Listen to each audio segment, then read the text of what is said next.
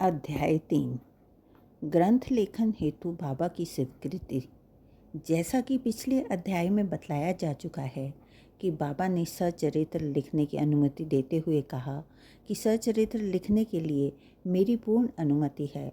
तुम अपना चित्त एकाग्र कर मेरे वचनों में श्रद्धा रखो और निर्भय होकर कर्तव्य का पालन करते रहो।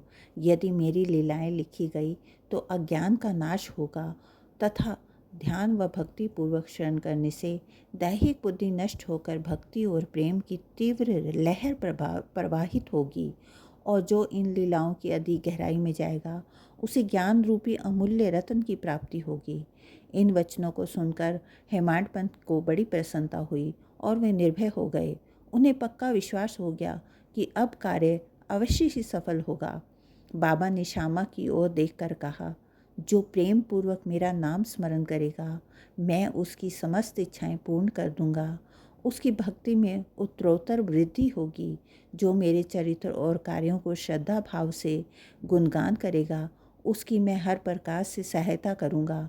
जो भक्त हृदय और प्राणों से मुझे चाहते हैं उन्हें मेरी कथाएं सुनकर स्वभावतः प्रसन्नता होगी। विश्वास रखो, जो कोई मेरी लीलाओं का गुणगान करेगा उसे परम आनंद और चिर संतोष की प्राप्ति होगी। ये मेरा वैशिष्ट्य है कि जो कोई अनन्य भाव से मेरी शरण में आता है, जो श्रद्धापूर्वक मेरा पूजन निरंतर स्मरण और मेरा ही ध्यान किया करता है, उसको मैं मुक्ति प्रदान करता हूँ। जो नित्य मेरा नाम स्मरण और पूजन कर मेरी कथाओं लीलाओं को प्रेम भाव से मनन करते हैं, ऐसे भक्तों में सांसारिक वासनाएं और अज्ञान रूपी प्रवृत्तियाँ कैसे ठहर सकती हैं। मैं उन्हें मृत्यु के मुख से बचा लेता हूँ। मेरी कथाएं सुनने मात्र से ही मुक्ति हो जाएगी। अतः मेरी कथाओं को श्रद्धा भाव से सुनो, मनन करो। सुख और संतोष प्राप्ति का सरल मार्ग यही है। इससे श्रोताओं के चित्त को शांति प्राप्त होगी और जब ध्यान प्रगाढ़ और विश्वास दृढ़ हो जाएगा तब अखंड चैतन्य से अभिन्नता प्राप्त हो जाएगी। केवल साईं साईं के उच्चारण मात्र से ही उनके समस्त पाप नष्ट हो जाएंगे। भक्तों को प्रेरणा। भगवान अपने किसी भक्त को मंदिर मठ बनवाने की, किसी को नदी के तट पर घाट बनवाने, किसी को तीर्थाटन करने और किसी को भगवत कीर्तन आदि करने की प्रेरणा देते हैं, परंतु उन्होंने मुझे साईं सच्चरित्र लिखने की प्रेरणा दी। किसी भी विद्या का पूर्ण ज्ञान न होने के कारण मैं इस कार्य के लिए सर्वथा अयोग्य था। अतः मुझे इस कठिन कार्य का दुस्साहस क्यों करना चाहिए। श्री साईं बाबा महाराज की यथार्थ जीवनी का वर्णन करने में कौन सक्षम है। इनकी कृपा से ही कार्य पूर्ण होना संभव है। इसीलिए जब मैंने लेखन प्रारंभ किया तो बाबा ने मेरा अहम नष्ट कर दिया और उन्होंने स्वयं अपना चरित्र रचा। अतः इस चरित्र का श्रेय उन्हीं को है, मुझे नहीं। जन्म से ही ब्राह्मण होते हुए मैं दिव्य चक्षु विहीन था। अतः साईं सच्चरित्र लिखने में सर्वथा अयोग्य था, परंतु श्री हरि कृपा से क्या संभव नहीं है। मूक भी वाचाल हो जाता है और पंगु भी पर्वत पर चढ़ जाता है। स्वेच्छा अनुसार कार्य पूर्ण कराने की युक्ति वही जाने।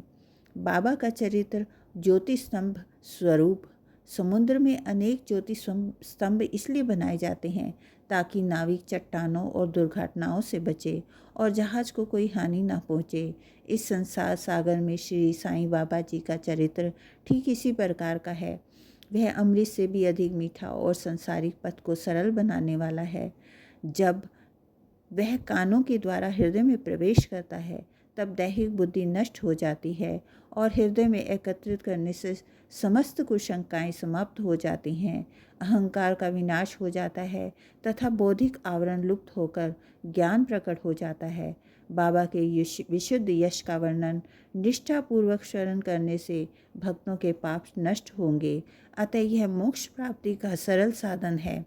सतयुग में शम और दम, त्रेता में त्याग, द्वापर में पूजन और कलयुग में भगवत कीर्तन ही मोक्ष के साधन है।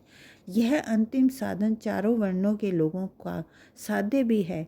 अन्य साधन योग, त्याग, ध्यान, धारणा आदि आचरण करने में कठिन है, परंतु चरित्र और हरि कीर्तन का श्रवण तो अति सुलभ है।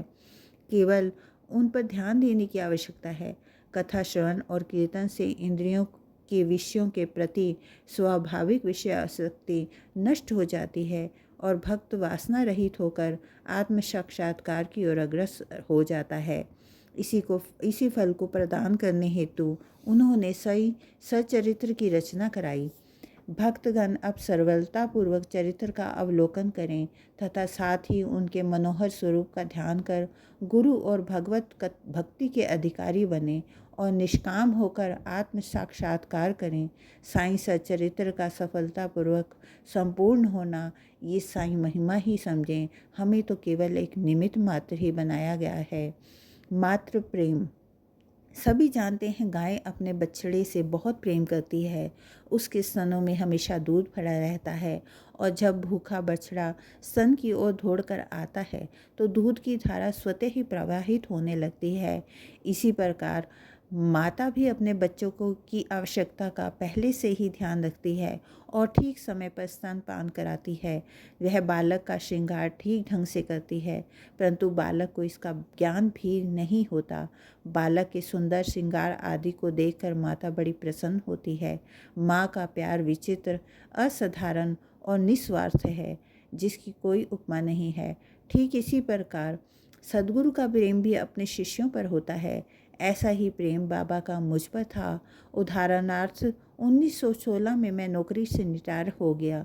जो पेंशन मुझे मिलती थी वह मेरे परिवार के निर्वाह के लिए पर्याप्त नहीं थी। उसी वर्ष गुरु पूर्णिमा के दिन मैं अन्य भक्तों के साथ शिरडी आया। वहाँ अन्ना चिंचिकरण ने स्वयं ही मेरे लिए बाबा से इस प्रकार प्रार्थना की, इनके ऊपर कृपा करो। जो पेंशन इन्हें मिलती है वह निर्वाह योग्य नहीं है। कुटुंब बढ़ रहा है, कृपा कोई और नौकरी दिला दीजिए ताकि इनका चिंता दूर हो और ये सुख से रहें। बाबा ने उत्तर दिया, इन्हें नौकरी मिल जाएगी, परंतु इन्हें अब मेरी सेवा में ही आनंद लेना चाहिए। इनकी इच्छाएं सदैव पूर्ण होंगी।